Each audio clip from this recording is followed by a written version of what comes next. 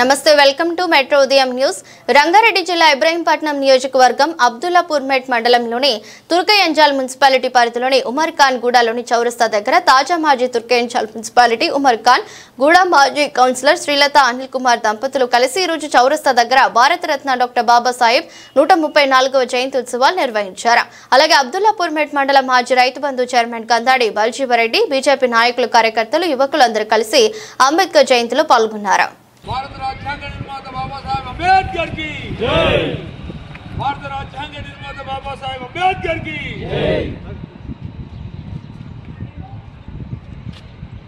जय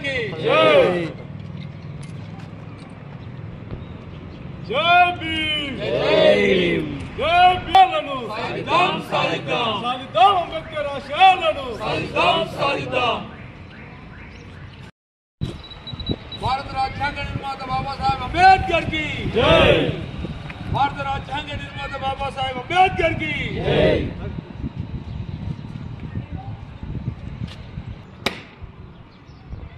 जय जय भीम जय भीम सालिदाम सालिदाम सालिदाम अंबेडकर आशयाలను सालिदाम सालिदाम ఉమర్ ఖాన్ గూడ గ్రామంలో డాక్టర్ బిఆర్ అంబేద్కర్ గారి జయంతి ఉత్సవాలను జరుపుకుంటున్నాం. మరి అంబేద్కర్ గారిని ప్రతి సంవత్సరము మనం ఈ విధంగా వారి ప్రతిమకు పూలమాలలు వేసి స్మరించుకోవడానికి ప్రధానమైనటువంటి కారణం ఏంటంటే,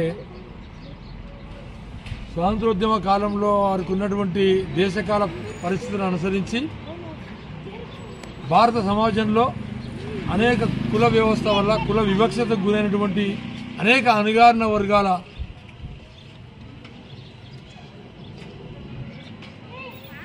రెస్పెక్ట్ కోసం, అంటే ప్రతి భారతీయ పౌరుడు గౌరవాన్ని పొందే విధంగా కుల వివక్ష లేకుండా ఒక స్వాతంత్రోద్యమం తర్వాత భారతదేశాన్ని కులం లేనటువంటి, బానిసత్వం లేనటువంటి సమాజాన్ని, భారత సమాజాన్ని తయారు చేయాలనేటువంటి దృఢ సంకల్పంతో ఎంతవరకైనా ఎంత పెద్ద మనసునైనా ఎదిరించి మరి అంబేద్కర్ గారు రాజ్యాంగాన్ని రచించారు.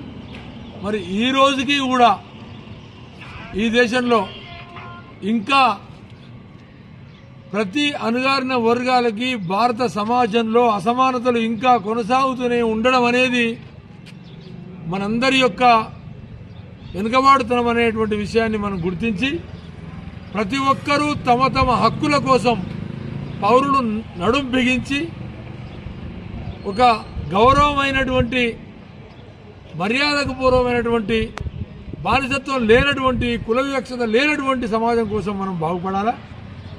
దానికి కర్తవ్యోన్ముఖులం కావాలి. వారు ఈ దేశంలో ఉన్నటువంటి ఈరోజు ఉమర్ ఖాన్ గూడలో బాబాసాహెబ్ అంబేద్కర్ గారి 134వ జయంతి ఉత్సవాలను జరుపుకుంటున్నాము. ఈరోజు చదువు అనేది ఎంత ముఖ్యమో ఓటు హక్కు అనేది కూడా మనకు అంతే ముఖ్యం. కాబట్టి మనకు ఓటు హక్కు వేసే అవకాశం ఇచ్చింది ఈ గొప్ప మహానీయుడు, గౌరవనీయులు డాక్టర్ బాబాసాహెబ్ అంబేద్కర్ గారే. ఎందుకంటే మన మానవ హక్కులు అనేది మనం ఖచ్చితంగా చేసుకోవాలి.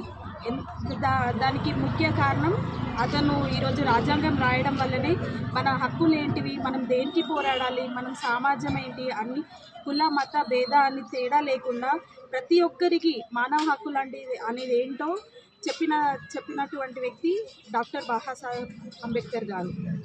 ఈరోజు మనం కుల మత తేడా అని లేకుండా ప్రతి ఒక్కరూ, రాజకీయ నాయకులు కానీ, భారత పౌరుడు కానీ ఎలా అయితే రెస్పెక్ట్ తీసుకుంటున్నామో ఆ కాలంలోనే అతను ఎన్నో పుస్తకాలు రాశారు. ఇప్పుడు యువత చూసుకుంటే ఫోన్లకి అంకితమయ్యారు, అడిక్ట్ అయ్యారు. ఒక్క పుస్తకం చదవాలన్నా కూడా అబ్బా అని విసిగెత్తిపోతున్నారు. అట్లా కాకుండా బాబాసాహెబ్ అంబేద్కర్ గారి ఆశయాల దారిలో ప్రతి యువత వెళ్ళాలి అనేది నా ముఖ్య ఉద్దేశం మరియు గమనిక కూడా. ఎందుకంటే చదువుకోవడం కూడా అంత ఇబ్బంది పడే ఈ రోజుల్లో అతను ఆ కాలంలో ఎన్నో మనం 3 సంవత్సరాలు కూర్చొని ఒక రాజ్యాంగం రాసిందంటే చాలా గొప్ప విషయం. ఈరోజు ఆ రాజ్యాంగం రాసిండు కాబట్టి మనం ఒక మహిళ కూడా ఇలా మీ ముందు 10 మంది అబ్బాయిల్లో నిలబడి మాట్లాడుతుంది. దానికి ఇతనే కారణం. కాబట్టి అందరూ ఇప్పుడైతే మహిళలు కూడా ఎవరైతే ఉన్నారో ఖచ్చితంగా మన భారత ప్రధానమంత్రి నరేంద్ర మోడీ కూడా 35% రిజర్వేషన్ ఇచ్చినారు. కాబట్టి మొత్తం మహిళ అనేది ఇంటి కిచెన్కే అంకితం కాకుండా బయటకి రావాలి, బయట సమాజం ఏంటో తెలుసుకోవాలి. మహిళ అనుకుంటే ఏదైనా సాధించగలదు. ఒక రాష్ట్రపతి కూడా ఇప్పుడు ఒక మహిళనే ఉంది. కాబట్టి ఖచ్చితంగా మనం ఏదైతే ఆశయాలు ఉన్నాయో బాబాసాహెబ్ గారి అంబేద్కర్ ఆశయాలను ఆయన దారిలోనే నడుద్దామని అనుకుంటూ నాకు అవకాశం ఇచ్చినందుకు ధన్యవాదాలు. అంబేద్కర్ గారి జయంతి సందర్భంగా ఈ ఉత్సవాల్లో పాల్గొన్న ప్రతి ఒక్కరికి ధన్యవాదాలు తెలుపుతూ అందరికీ అంబేద్కర్ జయంతి శుభాకాంక్షలు తెలుపుతూ అంబేద్కర్ ఆ మహనీయుడు రాసిన ఆ రాజ్యాంగం మీదనే ఇవాళ మన దేశంలో ఉన్న ప్రతి ఒక్క సంస్థ కూడా నడిచేది. ఆ రోజు ఉన్న పరిస్థితులకు అనుగుణంగా కుల వివక్షను చూసి ప్రతి అణగారిన వర్గాన్ని మీదికి లేపే ఉద్దేశంతో ఆ రోజు రిజర్వేషన్ ఇచ్చారు అంబేద్కర్ గారు. అయితే నా ఒక చిన్న రిక్వెస్ట్ ఏంటంటే ఆ రిజర్వేషన్ని ఫుల్ యూటిలైజ్ చేసుకొని అందరూ మంచిగా చదువుకొని మంచి జాబులు తెచ్చుకుంటేనే ఆ సమాజంలో ఉన్న అసమానతలు పోతాయి. మనం అట్లనే జాబులు చేయకుండా చదువుకోకుండా మాకు రిజర్వేషన్ ఉంది అని మనము ఈ అన్ఈక్వాలిటీ పోవాలంటే అంబేద్కర్ ముఖ్య ఆశయమే అది. మీరు జాబులు తెచ్చుకోవాలి, సొసైటీలో ఈక్వల్ ఉండాలి, మంచిగా చదువుకోవాలి, అప్పుడే సొసైటీలో సమానత్వం అనేది పెరుగుతుంది. సో ఖచ్చితంగా అంబేద్కర్ ఆశయాలు నెరవేరుస్తూ మీరందరూ యువత చాలురు మంచిగా చదువుకొని అంబేద్కర్ ఆశయాలు నెరవేర్చాలని మనస్ఫూర్తిగా కోరుకుంటూ ఇంకొక విషయం ఏంటంటే ఈరోజు దేశంలో మొత్తం అంబేద్కర్ని మేమే ఏదో చేసినామని కాంగ్రెస్ పార్టీ చెప్తుంది. సో ఇవాళ దేశంలో కూడా అందరూ విఘ్నులయ్యారు. అంబేద్కర్ గారి ఎంపీలు నిలబడితే అంబేద్కర్ ఓడిపోయానికే స్వయాన జవహర్లాల్ నెహ్రూ ఇంట్లో వాళ్ళని, ఇందిరాగాంధీ వాళ్ళ ఇంట్లో వాళ్ళని నిలబెట్టించి అంబేద్కర్ని ఓడిపేసిన చెడు చరిత్ర కాంగ్రెస్ పార్టీ.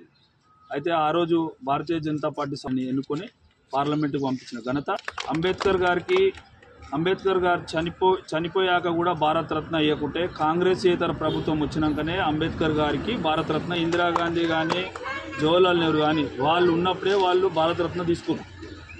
అంబేద్కర్ గారికి ఒక్కరికి భారతరత్న అయ్యనికి కూడా వాళ్ళకి మనసు ఒప్పలేదు.